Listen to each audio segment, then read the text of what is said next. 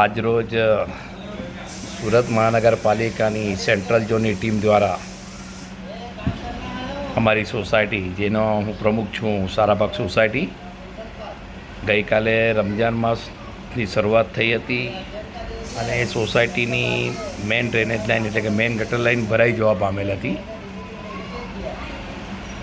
ચૌહાણ સાહેબને ફોન કર્યો, મૈસુરિયા સાહેબ સાથે વાત કરી.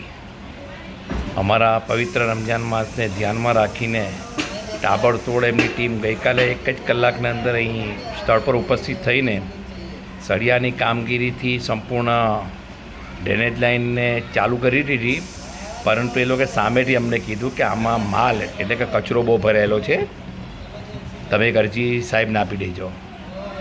એ અરજી આપ્યા બાદ લગભગ 6 થી 7 જ કલાકના અંદર એસએમસીના ઇતિહાસમાં પ્રથમવાર મેં જોયું છે કે રાત્રે 8 વાગે સુરત મહાનગરપાલિકા સેન્ટ્રલ ઝોનના અધિકારીઓ સ્થળ પર ઉપસ્થિત આવીને સ્થળની મુલાકાત લઈને આજે એમનું જે આજે વિડીયોમાં દેખાય છે મશીન મોકલીને કામગીરી સંપૂર્ણપણે વ્યવસ્થિત કરાવવા બદલ હું સુરત મહાનગરપાલિકાની ભારતીય જનતા પાર્ટીની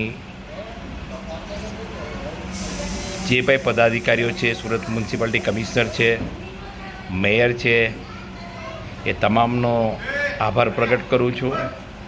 ખરેખર આઝાદી બાદ કોઈ સરકારના અંદર આટલી ફાસ્ટ કામ થતું હોય તો સુરત મહાનગરપાલિકાની ભારતીય જનતા પાર્ટીની સરકારમાં થાય છે.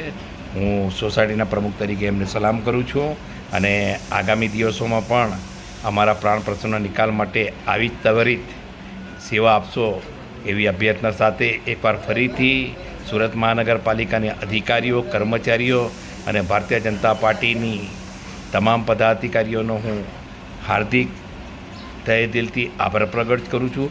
જય હિન્દ, જય ભારત, ભારત માતા કી જય.